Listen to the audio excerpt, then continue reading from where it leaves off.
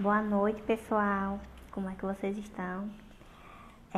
Hoje vamos dar seguimento, ao estudo da Lei Brasileira de Inclusão, a parte 2 da família, que tem como tema a busca dos cuidados especializados médicos para o filho ou filha que nasce com algum tipo de deficiência. E teremos como mediadores, dessa conversa, assistente social, Sônia Alves, que é bacharel em serviço social e mestre em educação pós-educ UERN, e a fisioterapeuta Marta Benjamin. Fisioterapeuta, graduação na Universidade de Fortaleza, Unifor, pós-graduanda em motricidade, na Unifor, e gerontologia social na Universidade do Ceará. Ela usa como método de técnicas, Bobat, que é uma técnica inglesa para tratamento de crianças especiais. Até então, a termologia que se utilizava no momento era crianças especiais. E a Cabalt, uma técnica americana também no tratamento das crianças com deficiência. E também é mestre em ciências da religião, teologia. Aí vocês vêm me perguntar, Camila, como é que vai ter 3 participantes dessa live? Bom, a gente vai usar uma técnica, uma metodologia meio diferente. Nós vamos dar espaço, primeiramente para a Sônia Alves, explicar a parte da Lei Brasileira de Inclusão que discute esse segmento, os artigos que discutem a busca dos cuidados médicos, do acesso da criança com deficiência na rede pública de saúde, e depois teremos a conversa com a fisioterapeuta Marta Benjamin. Então, vamos dar boa noite a todos. Temos já várias pessoas aqui. Sônia, vamos já entrar, Sônia. Temos Eurico, muito obrigada por estar participando conosco. Doutora Marta, que já a senhora vai entrar sendo protagonista da fala. Eu acredito que é Diego Eduardo, boa noite. E obrigada, Sônia. Sônia falou que estou de prontidão, inclusão já. Sim, inclusão já. Então, vamos fazer o convite para a Sônia participar agora da nossa live. Sônia, deixa eu ver se consigo. Sônia, eu não estou conseguindo te adicionar aqui na live.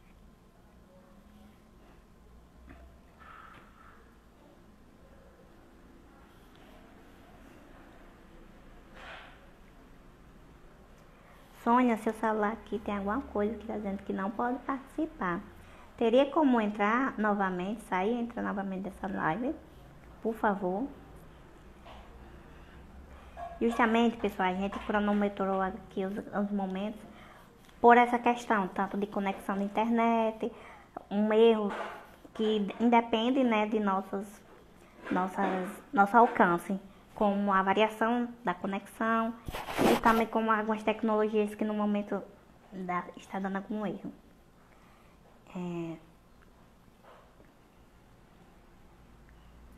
Sônia, também ainda não estou conseguindo te convidar para a live. Você diz que não pode participar.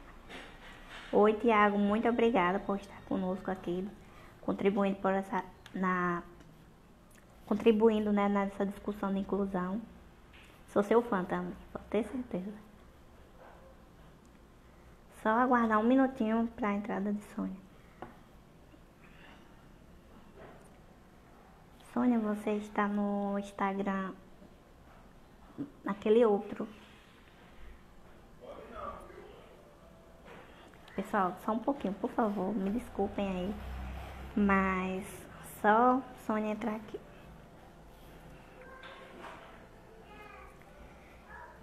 E assim, como alguns questionamentos, que me perguntaram e até eu acredito que é relevante a gente falar o porquê, né, dessa busca logo imediato quando o filho ou filha nasce com algum tipo de deficiência. Primeiro, para buscar uma melhor condição de vida, né, para essa criança, para a vida da família, principalmente do sujeito, né, do cidadão que nasce com algum tipo de deficiência. E em segundo, tem algumas... Sônia, acho que agora dá pra entrar. Tem algumas condições de deficiência que, quando tratado desde o início, eu vou usar um exemplo, o bebê nasce com um pezinho torto, né? Então, pode utilizar botinhas, pode fazer algumas técnicas, né, de fisioterapia que pode mudar a condição de deficiência. Sônia, agora consegui.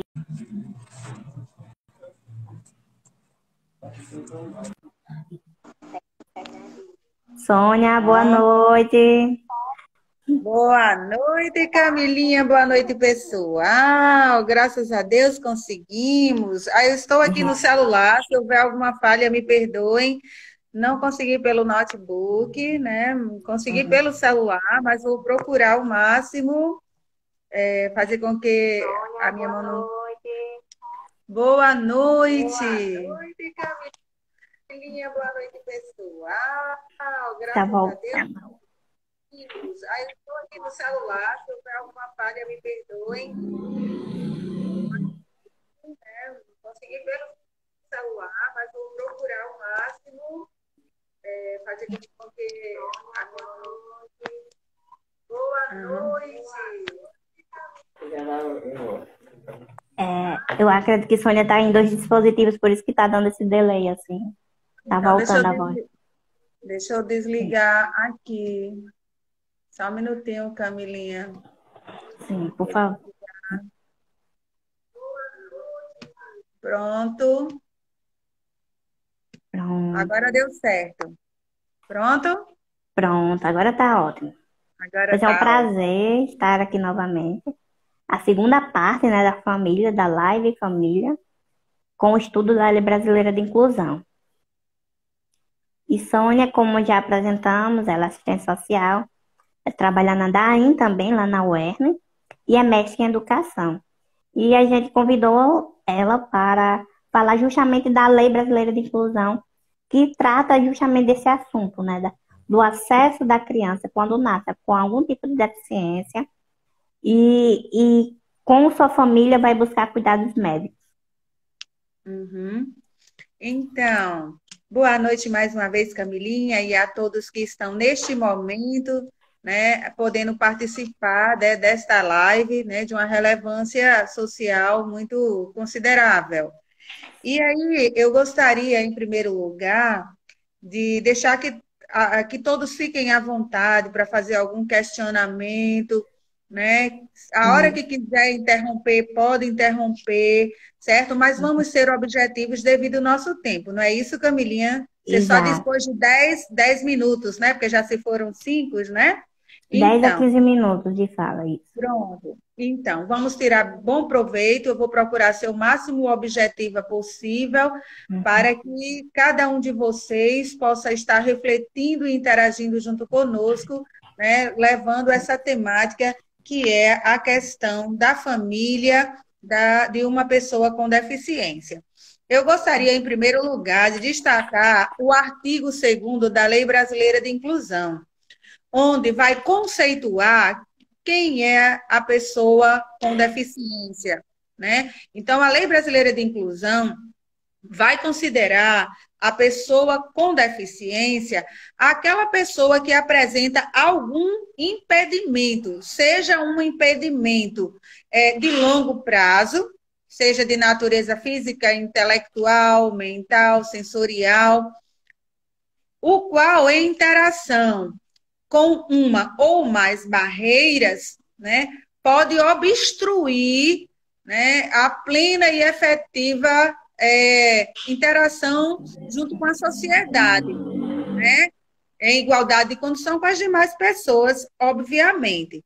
Então, a partir daí, a gente já vê que a Lei Brasileira de Inclusão ela é uma conquista de uma relevância social tremenda e ela condensa, né, outros dispositivos legais, desde a Constituição Federal e antes até dela, né, onde assegura os direitos da pessoa com deficiência. A gente sabe perfeitamente que décadas atrás, né, as pessoas com deficiência não eram reconhecidas na qualidade política, né, assistência, né, enquanto política, né, mas era mais assistencialismo e caridade, mas depois, com esses dispositivos legais, assegurando o direito, essas pessoas passaram a ter uma maior visibilidade dentro das políticas sociais brasileiras.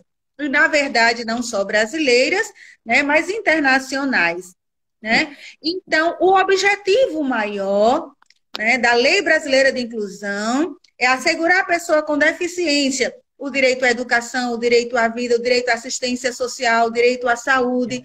Né? Então, diante de todo um aparato legal que assegura saúde, educação, assistência social, transporte, trabalho e tudo mais, a gente vê aqui um destaque muito especial à importância da família. Né? Por quê? Porque a família acredita totalmente no parecer médico, no parecer profissional. Infelizmente, quando uma criança nasce com deficiência, alguns profissionais da área de saúde só enxergam o impedimento daquela criança, né, daquele ser que veio ao mundo. A deficiência, ela fica tão estigmatizada de uma forma que é como se a criança ela não tivesse a capacidade de desenvolver muitas outras habilidades. E só se olha mais os impedimentos. Com isso, muitas famílias, elas não encontram muita motivação para estar investindo os esforços necessários para que o seu filho, desde a primeira infância, tenha um tratamento adequado e rigoroso para que possibilite o desenvolvimento intelectual, sensorial, né, físico daquela criança. Né? Então, em meio a essa realidade, existem pais que servem de exemplo e de referência para que possamos mencionar neste momento. Nós temos aqui a assistente social Camila, porque ela já tem a graduação em serviço social e mestranda também na área de educação. E o que a gente pode ver como exemplo desta jovem assistente social, né? Me dê licença, que ela tem uma deficiência, mas ela teve uma mãe que olhou para além da deficiência. Ela teve um pai, ela tem um pai que a olha para além da deficiência. E esses pais foram muito mais além do que a medicina estava orientando, porque lutaram por ela em todas as esferas, na esfera da educação, na esfera da saúde, principalmente. Porque, embora a Camila tenha uma limitação no seu aspecto físico, que lhe impede muitas coisas na área física, mas ela tem uma outra capacidade que, uma vez que foram investidos esforços, ela pôde chegar onde chegou. A semelhança de Camila, a gente tem muitas outras pessoas que nasceram com sequelas de paralisia cerebral, que nasceram com problemas metabólicos que, de certa forma, não favoreceram muito, né, essa questão da saúde, porém, todas as vezes que a família entra com todo o esforço, lutando pelo direito à saúde, lutando pelo direito à educação, essas pessoas conseguem surpreender. Então, nesta live, aproveitando esse curto tempo, o que eu quero chamar a atenção a todos que estão nos assistindo nesse instante é que vamos na contracorrente de uma sociedade excludente, vamos na contracorrente de uma sociedade que enxerga a deficiência em primeiro lugar e não a pessoa que tem a deficiência. Vamos na contracorrente de muitas vozes de profissionais da saúde que desacreditam no potencial. E vamos olhar para a pessoa com deficiência como um ser que tem potencial, que uma vez dadas as condições, pode alçar voos e fazer muitas conquistas no decorrer da sua vida, no decorrer da sua existência. Eu faço o apelo para que o artigo 2º da Lei Brasileira de Inclusão, que é a Lei 13.146, que foi sancionada em 2015, que possamos valer. Se é uma pessoa que se caracteriza com deficiência, seja física, seja mental, seja intelectual, seja sensorial, que esses impedimentos, seja das sociedades atitudinais, seja as barreiras arquitetônicas, seja a barreira qual for, que eu, você e cada um de nós sejamos agentes a derrubar essas barreiras. Mas, acima de tudo, famílias brasileiras e famílias que nos assistem no mundo todo, saiba que o seu papel é crucial. Saiba que a sua responsabilidade está em primeiro lugar. Porque se você não fazer valer o que a Lei Brasileira de Inclusão assegura enquanto direito, seu filho nunca vai poder ter o desenvolvimento que ele tem capacidade de ter. Então, famílias, acordem, porque a lei no papel, ela só se torna realidade em meio à luta, em meio à insistência, na maioria das vezes. Seu filho tem direito a ter assistência à saúde integral, seja da medicina, seja da fisioterapia, seja do educador físico, seja da especialidade que for. E a gente precisa estar batendo a porta sim e fazendo valer esse direito. Quando as instituições fecharem a porta, vamos lembrar que existe o Conselho Municipal das Pessoas com Deficiência, que se reúnem uma vez ao mês com o objetivo de fiscalizar, com o objetivo de propor políticas públicas que melhor dê condições às pessoas com deficiências a se desenvolverem. Vamos ocupar estes espaços. Vamos lembrar que existe a promotoria da pessoa com deficiência. Existe um promotor que também luta para fazer valer esses direitos. Mas, em primeiro lugar, a gente deve recorrer às instituições das quais demandam serviço para assistência àquela criança com deficiência. E, quando negada, é que a gente recorre às outras esferas. Porém, a participação no conselho, ela é sempre fundamental. Por quê? Porque é no conselho onde se fiscaliza, é no conselho onde a gente percebe as vozes silenciadas que não se dão ouvidos a ela, mas no conselho se dá ouvido a estas vozes. Então, nesse curto período, eu gostaria de fazer este apelo a cada pai, a cada mãe, a cada avó, a cada tia que acompanha uma criança com deficiência. É hora, mais do que nunca, de entender que seu filho tem direito à educação infantil, à educação fundamental, ao ensino médio e ao ensino superior, até o mais alto nível de escolaridade que seu filho queira chegar. Hoje é possível. A UERN, por exemplo, existe uma equipe multiprofissional que acompanha a pessoa com deficiência no nível da graduação, da formação para o mercado de trabalho. E nós estamos ali para atender. E nós estamos ali para atender a particularidade. Por quê? Porque a pessoa com deficiência ela tem que ser vista na sua singularidade. O projeto de ensino não pode ser igual para todos. Mas o projeto de ensino precisa respeitar as singularidades dos sujeitos para que haja maior condição de aprendizado. Porque se há deficiência, eu digo a todos vocês, a deficiência está muito mais na sociedade do que na pessoa com deficiência. Então é hora da gente quebrar paradigmas e construir novos paradigmas, sim. E nós somos capazes. E nós precisamos dizer a inclusão, estamos a postos, estamos de prontidão, queremos ser mais um a lutar por isso. Camila, eu tenho quanto tempo? 3 minutinhos. Em 3 minutinhos.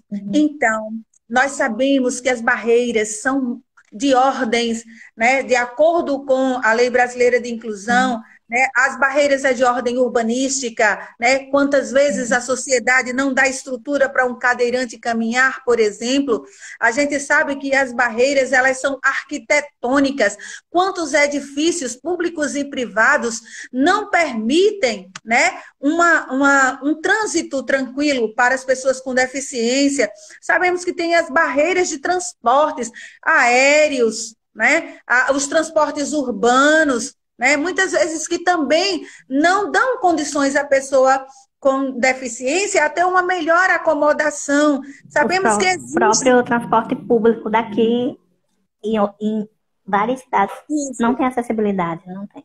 Então, também existem as barreiras tecnológicas que dificultam e que impedem, muitas vezes, a pessoa com deficiência de se desenvolverem. A tecnologia assistiva precisa estar a dispor das pessoas com deficiência, né? Existem as barreiras de comunicação, né? Ah, é surdo, não tem capacidade de aprender. Claro que tem.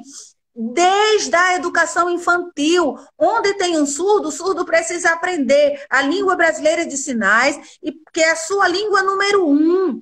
E precisa aprender a língua brasileira de sinais, além dela, o português, que é a sua língua número 2.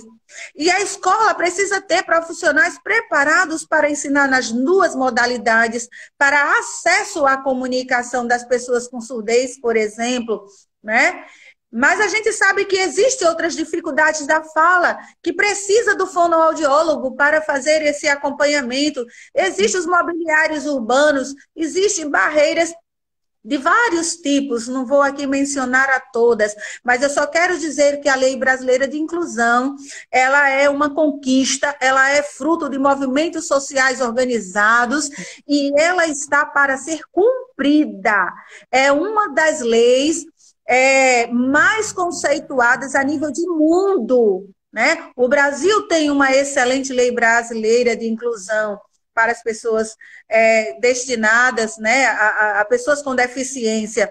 Mas, se nós profissionais, se nós cidadãos não comprarmos essa briga no sentido de torná-la cada dia mais efetiva, né, de nada vale. Então, é necessário que todos nós defendamos o direito das pessoas com deficiência desde a gestação. A mãe tem o direito de receber uma assistência à saúde integral.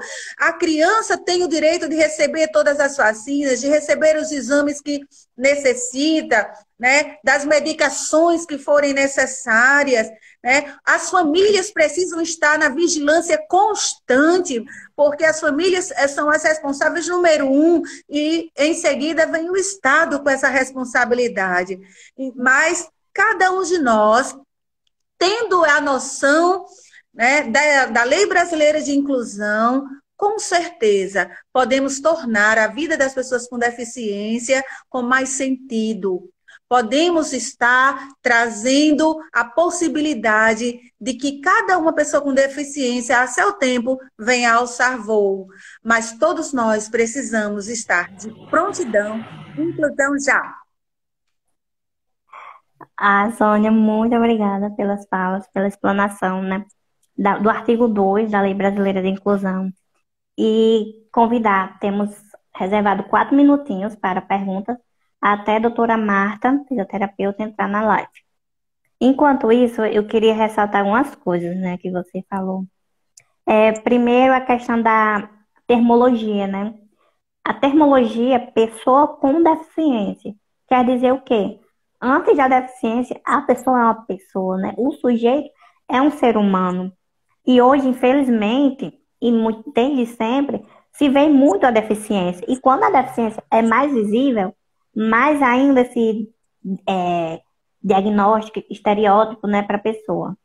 Quem me conhece, e agora pelas redes sociais, mais pessoas estão podendo me conhecer, eu utilizo um triciclo elétrico grande porte, digamos assim, e minha deficiência é muito visível. E muitas pessoas sempre me enviam, cadeirante, aquela menina que não anda, aquela que anda na motinha e tudo. Só que, como é que eu estou conseguindo, não é que eu não queira ser vista, claro que não, mas como eu estou construindo minha identidade, primeiramente como Camila, né? Como ser humano. Eu asseguro aqui a vocês que é a questão, primeiro de tudo, o conhecimento das leis. Por isso esse intuito, né, esse projeto do estudo da Lei Brasileira de Inclusão, porque através das leis eu pude me reconhecer, principalmente como cidadã digna de direitos e deveres, e cada vez mais me sentindo realmente um ser humano íntegro.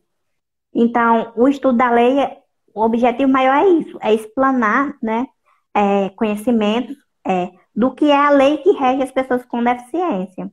E quando eu nasci, a lei ainda não estava em vigor, faltava ainda 15 anos para ela se efetivar, né? Na verdade, 20 anos para ela se efetivar. E com isso, a importância, né, que Sônia até falou, dos pais, da família. Eu venho de uma família que sempre, nunca me viu como diferente. Ao contrário, me viu como sujeito de potencialidade, que apesar da minha deficiência, que eu nasci com osteogênese imperfeita, uma doença rara, cada 20 mil nascimentos, uma pessoa nasce com osteogênese, e aqui era totalmente desconhecido. E primeiro de tudo, a família nunca está preparada para seu filho ou filha nascer com algum tipo de deficiência.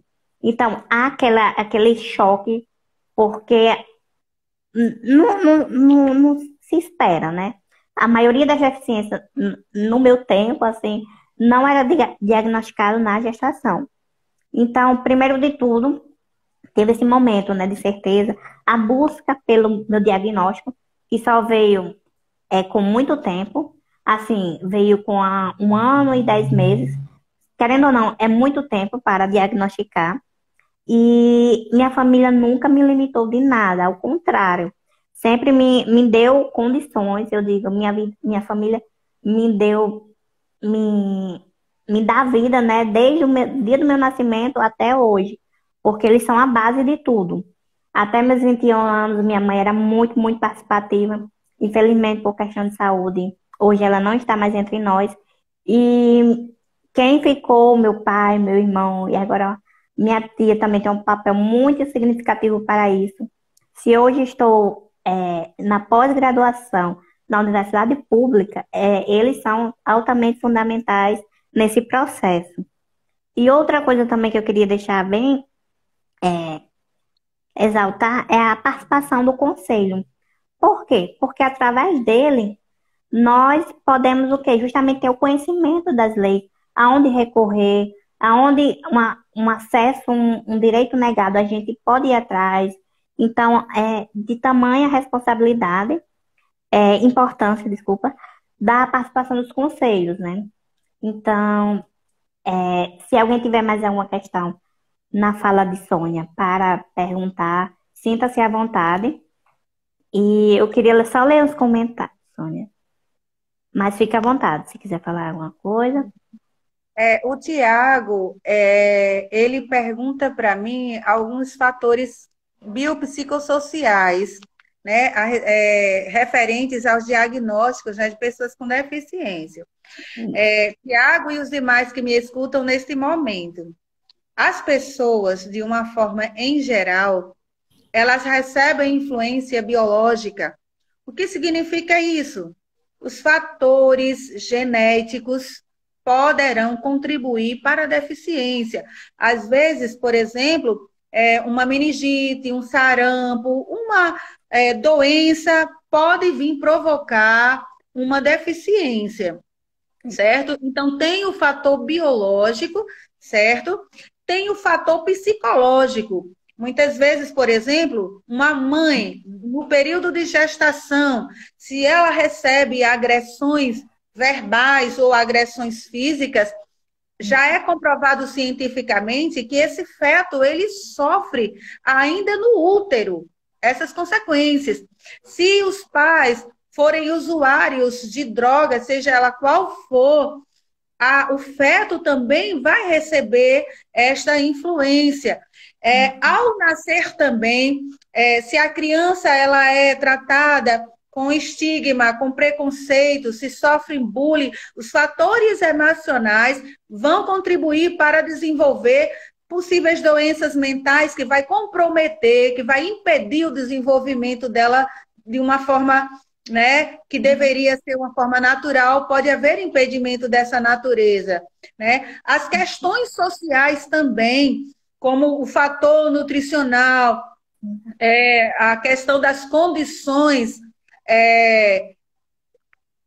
da provisão, das vitaminas necessárias para o bom desenvolvimento do organismo, né? A gente sabe que as crianças que estão no estado de vulnerabilidade social, né, o governo tem uma obrigação. O Bolsa Família está aí para ajudar as famílias. É uma contribuição ínfima, uma contribuição muito baixa, né? Mas uma criança, quando em seu período de desenvolvimento, se lhe faltam os nutrientes necessários, esse crescimento também vai ser comprometedor.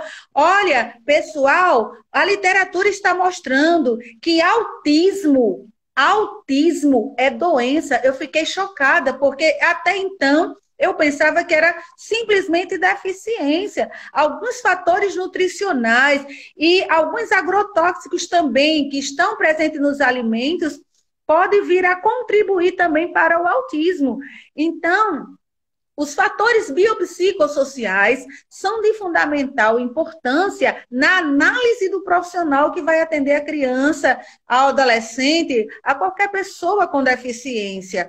Então, o sujeito, ele precisa ser visto em todas essas perspectivas. Por exemplo, o assistente social, quando recebe alguém, recebe e faz uma entrevista qualitativa de profundidade, investigando os aspectos biopsicossociais, para que as intervenções, os encaminhamentos, as orientações sociais possam ir na direção da necessidade exata do sujeito, que deve ser visto na sua singularidade, ok? Sônia, pelo tempo, eu vou pedir licença para a doutora Marta agora entrar e explanar um pouco também sobre as vivências dela, né? Então, se alguém tiver alguma pergunta, pode me enviar via direct, que depois a gente pode fazer alguma conversa explicativa e responder realmente as perguntas que aqui ficaram. A gente pede desculpa pela essa questão de tempo, mas como a gente queria mais participações, a gente tem que fazer essa dinâmica de live, tá? Então, vou pedir licença, vou retirar a Sônia e vou pôr agora a doutora Marta.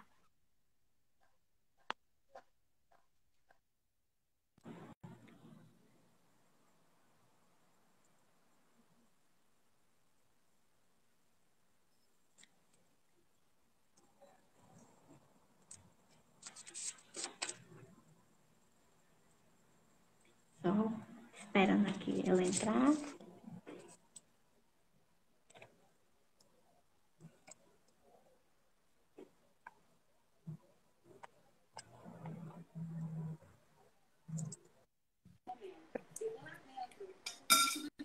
Boa noite, doutora Marta.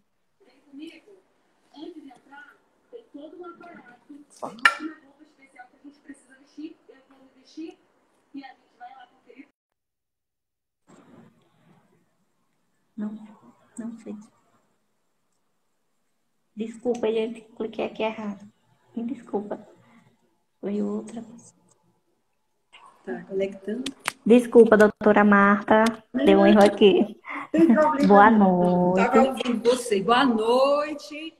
Paz e bem a todos que estão nos ouvindo, assistindo, conectados. E você, Camila, quero agradecer pelo convite, né? Em primeiro lugar, a Deus, que nos deu essa oportunidade. E a você, gostei muito dessa atitude. É um canal muito importante, né? Falar sobre essa questão que aqui no nosso país ainda é muito pouco divulgado, muito pouco conhecido. Então, eu sou fisioterapeuta e na minha profissão, eu sempre digo para os pacientes, não existe a palavra impossível, porque para Deus tudo é possível. Então, eu atendi pacientes que me surpreendeu até onde eles chegaram e estão chegando muito mais. Tá entendendo? Então, é preciso investir tempo, dedicação, estudo, políticas públicas. Mas eu não estou aqui para julgar, mas então nós vamos conversar um pouquinho com vocês, né, sobre a fisioterapia, né?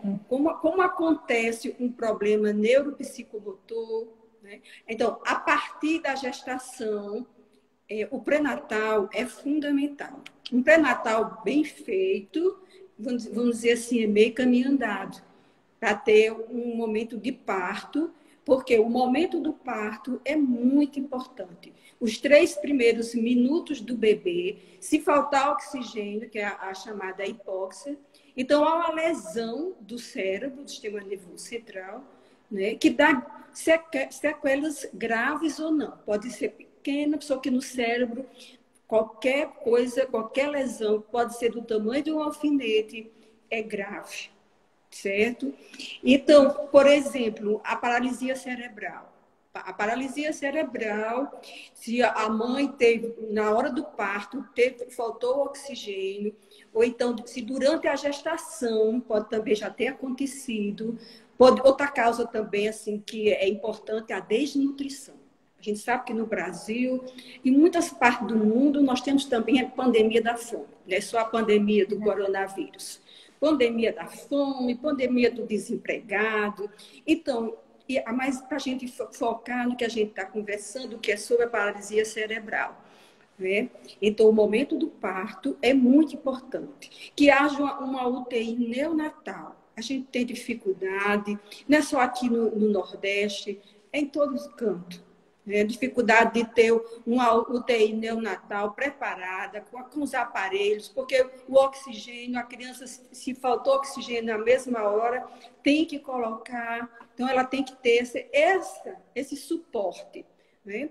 Para mim, o caso mais grave que eu atendi muitos casos complicados, mas um dos mais graves que eu atendi foi da sequela de icterícia. Acho que vocês sabem, a icterícia. O bebezinho nasce imaturo, amarelinho. Então, ali, a bilirrubina tem que fazer o teste para ver. Passou de 20 a bilirrubina, tem que fazer a fototerapia. Tem que ficar na maternidade, certo? E muita maternidade não tem essa UTI com essa fototerapia para a criança fazer. E aí a criança fica com sequelas gravíssimas. A que eu atendi era gravíssima. Eu trabalhei anos nessa menina. Não sei se eles estão assistindo, mas eu trabalhei anos e consegui pouquíssimo. Né? A gente fica triste, porque foi uma coisa que poderia ter sido evitado se tivesse esse suporte na maternidade, se tivesse isso, porque o pré-natal não depende só dos pais. Né?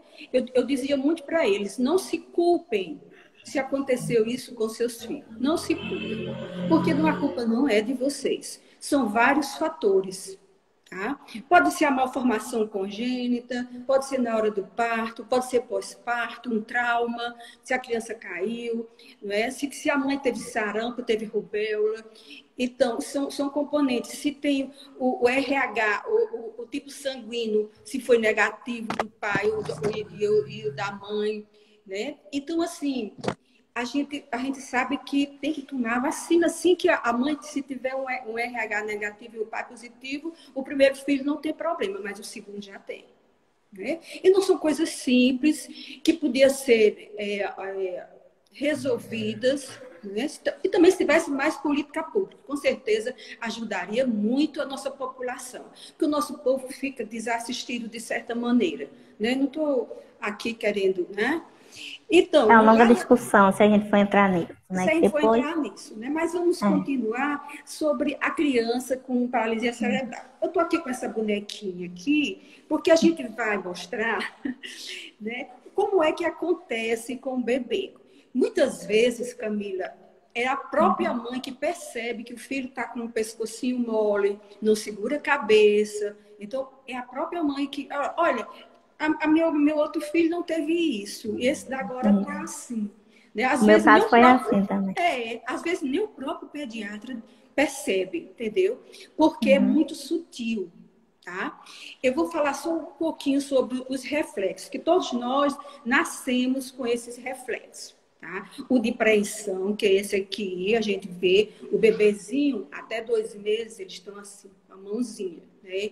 Que isso todo, e todos os bebês nascem com essas mãozinhas. Só que a partir de 2 meses, o bebê vai começando a abrir a mãozinha para poder desenvolver a preensão palmar. Você sabe que os únicos seres que têm a preensão é o ser humano e o macaco. E o macaco é essa palmar, né? Eles não fazem esse movimento aqui, que a gente chama pinça. Esse movimento de pinça é um movimento altamente de evolução e que a gente vai alcançar isso depois de 1 ano e 8 meses, mais ou menos, o bebê já faz isso bem direitinho, né? A criança já...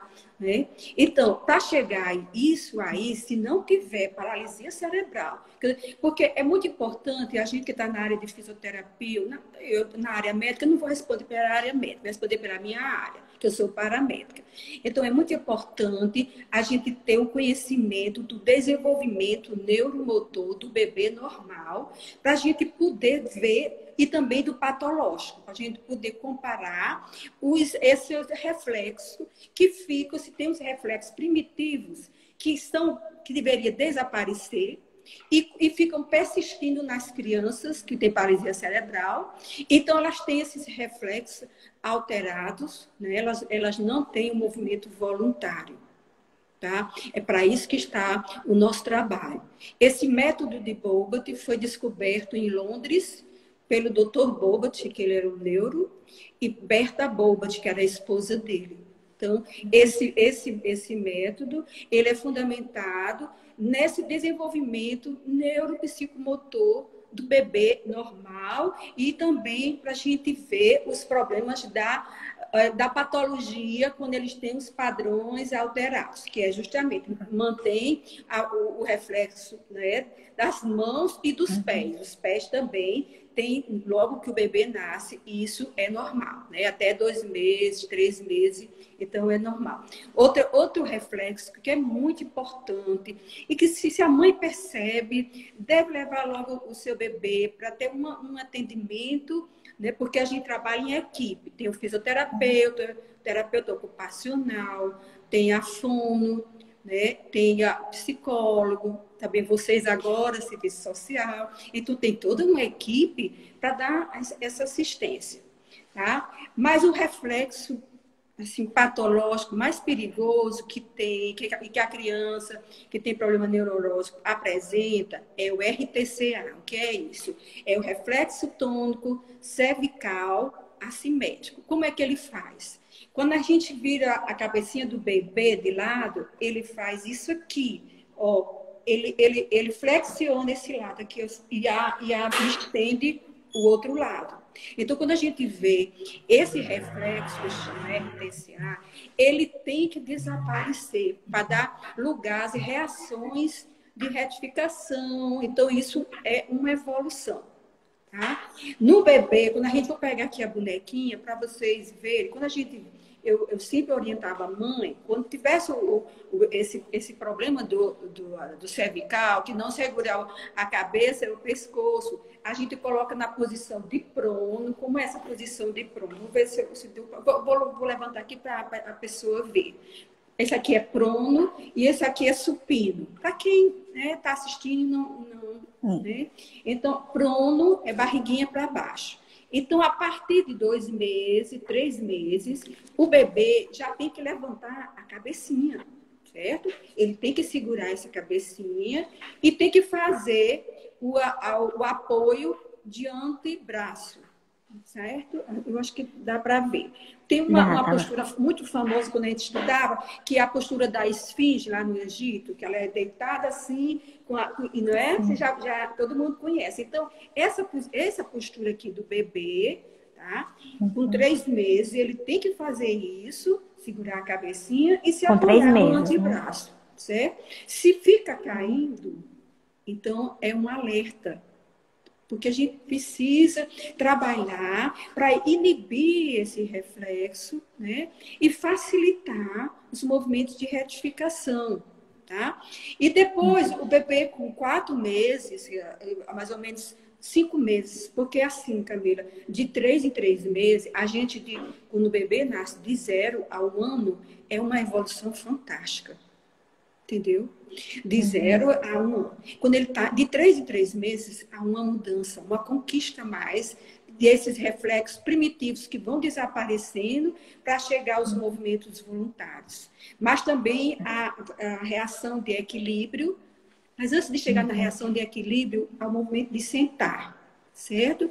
Com 5 meses, o bebê senta com apoio. Por exemplo, encosta aqui na mãe, ou então numa almofada. Por que isso? Porque ele ainda não tem as reações de equilíbrio, né? As reações de paraquedas.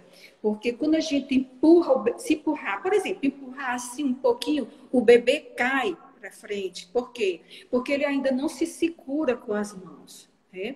Essa reação de equilíbrio, Camila, a gente tem para o resto da vida.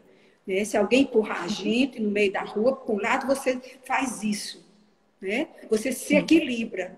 É para frente, é para trás, para o lado direito e para o lado esquerdo. Nós temos essas reações que surgem em torno de 8 meses por aí e que vai para a vida toda. Então, são muito importantes. Tá? E as mudanças de decúbito. Por exemplo, o bebê está em decúbito supino, como eu falei, e ele pega assim e rola assim. Ele consegue já fazer isso. O bebê com paralisia cerebral não consegue fazer esse movimento de rolar sobre seu eixo. Por quê? Por causa justamente dos reflexos tônicos patológicos, né? Esses padrões que a gente precisa inibir. Tá? Lá na clínica, a gente tinha uma prancha de equilíbrio, tá? E uma prancha bascular, que era justamente para a gente trabalhar isso, sabe? No bebê sentado e de pé. Quando chega o momento de pé, mais ou menos em torno de 1 ano, 2 meses, até 1 ano e 8 meses é considerado normal o bebê andar nessa idade, né? Então, quando ele fica de pé, que ele consegue sentir o seu peso do seu corpo, se o bebê tiver problemas, né, alguma lesão, ele não consegue ficar, porque os reflexos atrapalham. A gente colocava, então, uma prancha, que a gente chama prancha de ortóise, para ele sentir o peso dele, e a partir daí ele inibia aquele reflexo anormal, patológico. Tá? E na mesa, também na báscula que a gente tem, também fazer esses movimentos de balanceio, que a gente chama para melhorar o equilíbrio. Na bola de boba, tinha uma bola bem grande, que hoje se usa até nas academias, essa bola, né? Porque realmente ela é fantástica. Essa bola ajuda demais, tá? O equilíbrio, fortalecer os abdominais, entendeu? Então, são etapas. Eu encontrei uns pacientes que, aonde eu parei, né, os pais desistiram, né? Aonde eu parei, a criança ficou. A gente conhece logo, ficou naquele local onde a gente parou. Se tivesse dado continuidade, a gente não sabe. Olha, problema neurológico, a gente tem os objetivos, mas a gente não sabe até onde a gente vai alcançar, como aquilo que eu já falei. Pode alcançar muito, mas pode não alcançar nada. Eu ficava muito triste quando a gente teve pacientes que realmente a gente teve muita dificuldade. Olha, chegavam os pacientes de bicicleta, a pé, aquilo que já conversei com você, né? De carroça, recebi pacientes de carroça, pessoas humildes, que as nossas políticas públicas não tinham, eu nem sei que eu tentei muito o transporte para ver se, para ir buscar, para ir deixar, porque eu ficava, quando chegava aquelas mães tão cansadas na clínica, entendeu?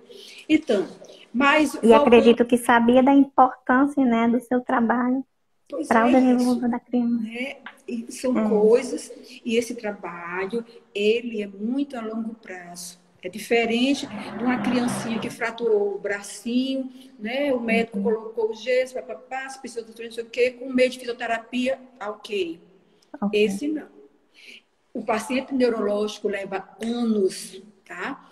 E aí a gente trabalhava muito a questão da postura, né? Principalmente porque a coluna, os reflexos, ele se não for bem trabalhado, a coluna ficaria então abaulada, tá? O que a gente chama de escoliose paralítica, né? Quando as crianças têm essas deficiências, né? A escoliose paralítica ela é muito comum. Mas, assim, eu tenho uma paciente, a gente não pode dizer o nome, até porque falta de ética. Mas as minhas duas primeiras pacientes, eu quero citar isso, eu quero registrar, que essa menina, hoje ela é formada, ela é bióloga, tá? Tirou o primeiro lugar. Tá vendo aí? E eu fiquei muito feliz. A gente só sabia que ela teve uma lesão neurológica na hora da educação física. A mãe dela me disse que ela ia correr, não tinha dificuldade, né? Era a última a chegar. Tá? Mas estava lá. E tirou o primeiro lugar. Na faculdade, eu fiquei muito orgulhosa da minha paciente. A outra, também não vou dizer o nome, mas a mãe dela realmente um testemunho muito forte para mim, porque essa bebê, ela teve uma lesão no cerebelo. O cerebelo fica aqui atrás. O cerebelo é o centro do equilíbrio da coordenação. Tá? Eu tinha muita amizade com os médicos em Fortaleza, que eu encaminhava esses pacientes e eu acompanhava. Às vezes eu ia à consulta também, sabe? Eu acompanhava quando eu não ia. Como a gente ainda não tinha essas redes sociais, eu ligava, mandava uma cartinha, sabe? Dizendo como estava o paciente. E ele ficou admirado que essa paciente estava andando, certo? Diante da medicina, era impossível chegar àquilo ali. Entendeu? Agora, a mãe dela fazia todas as orientações que eu dizia. Olha, a senhora faça um bolinho, pega um travesseiro, coloque ela de prono, esse que eu te falei aqui, prono, com a mãozinha assim, segura aqui embaixo, na cervical, ou aqui, ó, tá? No queixo. Então, eu fazia, sim, outro detalhe, todos os pacientes entravam com as mães. Tá? Ou alguém responsável. Por quê? Porque eu queria que aquela pessoa visse, eu dizia, olha, esse exercício aqui não pode fazer em casa, mas esse aqui você pode e deve fazer, estimular a sua criança em casa, para estimular as posturas normais, para que ela possa desenvolver e evoluir. Tá? Então, a gente sempre... Porque nesse tratamento tem uns pontos chaves que a gente chama, que é no ombro e no quadril. Sabe? Aí a gente não tinha coisas que eu não podia passar para a mãe, porque exigia que tivesse aquilo ali. O próprio curso que a gente fez, o Bobo, até a professora disse logo, olha, você não pode repassar, não sei o quê. Mas eu dava sempre aquelas orientações diante daqueles problemas que a gente via, que poderia ser feito em casa e que daria certo, e deu. A maioria dos meus pacientes faz faculdade. Eu não sei se eu vou dizer o nome dessa, porque essa eu avisei a ela pelo WhatsApp. Luciana fez faculdade, trabalha lá na UFESA, é uma menina altamente inteligente, fez mestrado, tá entendendo? Então eu fico super orgulhosa dessas minhas pacientes, tá, né? Eu não vou nem dizer a minha idade, porque as minhas pacientes já estão fazendo mestrado, doutorado, né? Então a gente vê que valeu a pena, sabe? Todo esse sacrifício durante anos, essa dedicação. Né? Teve também um que ele passou no vestibular, que até mesmo o pai dele, eu me encontrei com o pai dele na ocasião, também talvez ele esteja até assistindo, e o pai dele disse, ele chegou em casa e disse, eu sou universitário, eu sou acadêmico. E o pai dele acreditou que ele tinha passado, entendeu? Então, assim, a gente fica feliz que essas são histórias de superação que passaram por anos e anos de dedicação, de perseverança, né? Acreditaram no trabalho da gente, né? E aí eu fico muito feliz porque a gente semeou essas sementes e agora a gente está colhendo esses frutos bons, tá? É um avanço, Camila, você também passou lá pela clínica, né? Mas assim, eu era mais dedicada nessas outras áreas, né? Doutora Então, Marta, eu queria até... Opa, desculpa. Pode dizer. Não, que quando a gente estava em ligação, a senhora até relatou o olhar distinto, né, das suas companheiras de profissão. Se você vai se dedicar, né, a essa área tão delicada, que não dá um tanto retorno financeiro, mas eu acredito que esse retorno de ver o paciente bem, nada paga, Não nenhum. tem assim, dinheiro no mundo que pague, entendeu? Eu recebi muita crítica das minhas colegas. Então, não leva o caso, eu recebi crítica, Não. mas Uhum. assim, eu disse, mas é isso que eu quero. E se eu vou me dedicar a essa área, eu vou estudar profundamente. Foi o que eu fiz, aquilo que eu disse a você. Fui fazer esse curso de Bobat, que veio de Londres, caríssimo. Ou eu comprava o carro, ou eu fazia o curso, e eu preferi fazer o curso, sabe? E me dedicar para os pacientes, entendeu? Então, Uhum. eu fiquei muito feliz quando eu estou vendo meus pacientes se formando, fazendo mestrado, fazendo doutorado. Quer dizer, são histórias de superação que se tivesse ficado em casa, não tem mais jeito, não vamos fazer mais fisioterapia, não, que não adianta. Uhum. Então, é isso que eu estou querendo alertar quem está assistindo, quem é pai, quem é mãe, principalmente as mães, né, que perseverem, mesmo quando vejam, não tô vendo esse resultado, porque isso é muito lento. Sabe? Até para a gente, eu sei que é cansativo, até para a criança aí, todos os dias para aquela fisioterapia, sabe? Mas assim, Uhum. se não pode ir todos os dias, o mínimo são 2 dias, mas façam, não deixe de Não. fazer. A gente percebe a diferença de uma criança bem trabalhada, uma criança que não foi trabalhada. Eu me inscrevi no congresso, meu trabalho foi selecionado, né? E aí no Congresso Brasileiro de Fisioterapia, foi duas, 3 vezes. Uma em São Paulo, outra na Paraíba, em João Pessoa, e o outro foi em Porto Alegre, no Rio Grande do Sul. Nesse, eu levei o trabalho que eu estava pesquisando sobre a síndrome de Down. Né, que a gente sabe é a trissomia, né, porque o cromossomo é um cromossomo a mais, o cromossomo 21. Então, o trabalho que eu levei para lá era que eu assisti. Como é que está meu tempo? Eu não sei se vai dar tempo de contar isso.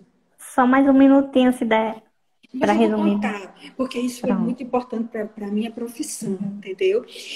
Eu Uhum. conheci uma massagem chamada Chantala, até que saiu na Natura outro dia, essa Aquela massagem, massagem, né, com o a bebezinho. massagem indiana, né, que foi o médico francês, estava na Índia, eu vou dizer bem rápido por causa do tempo, e ele viu uma mãe na rua, massageando o seu bebê. E ele percebeu que aquele bebê tinha uma coordenação muito boa, entendeu? Aí era uma criança assim muito tranquila, muito calma, né?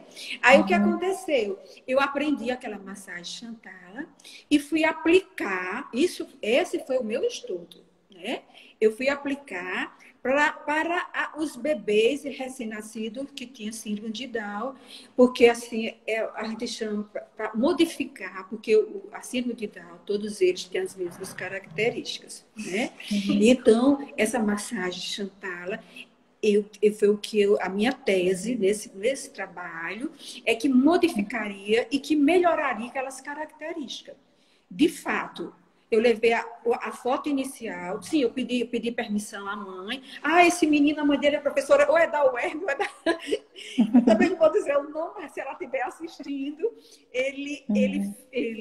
eu fotografei o início, e depois dos 3 meses da massagem Chantala, né? Foi 3 ou foi 6 meses, mais ou menos.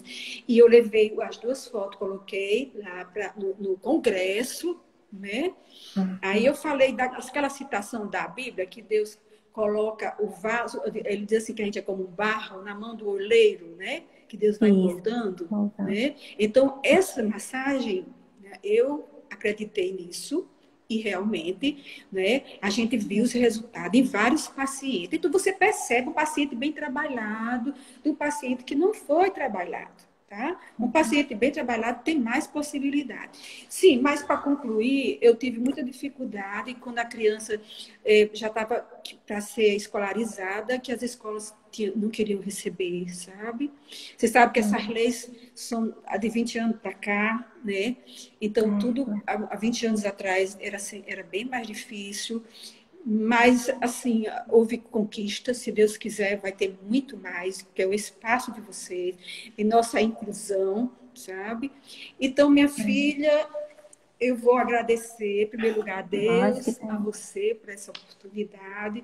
Eu espero que, se tiver alguma pergunta, você me diz depois, é Sim. assim. Sim, E aí, você também, se tiver mais alguma pergunta, pelo tempo. não, pelo tempo estamos só com 20 segundos. Então, eu queria agradecer imensamente a senhora pela oportunidade de estar aqui conhecendo bastante sobre a fisioterapia, né? Nessas condições da criança com deficiência e reforçar mais uma vez a família, que a família tem um papel fundamental para buscar. É, Então, vai encerrar aqui e muito, muito obrigada, doutora é, Márcia. que as famílias perseverem.